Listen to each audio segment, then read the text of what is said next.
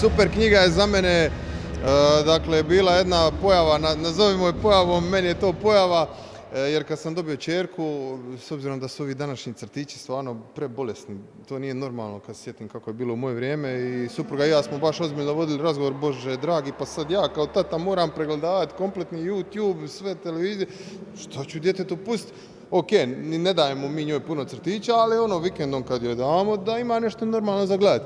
I kad je ta super knjiga došla, to je bilo čudo. Znači, rješenje svih problema, ne samo da uči fino o Bogu, o Isusu, znači imaš Bibliju u crtiću, nego je to na tako dobar način napravljeno, znači, ne znam, može li bolje. Savršeno, i pjesme uvodne smo danima samo u autu bi puštao tu pjesmu jer mala obožava pjesmu. Tako da preporučio bi svima i iskreno i čudi me da ljudi ne znaju za super knjigu. Baš mi čudi, pogotovo vjernici koji paze na odgoj djece i to. Znači, super knjigu preporučujem svima. To je apsolutno najbolji crtić koji možete dati svom djetetu da gleda. Osim što, čak i ako nisi vjernik, jer tamo se samo stvarno lijepe stvari uče. Nebitno, neko ko nije vjernik može to gledati kao neki povijesni crtić, ne mora.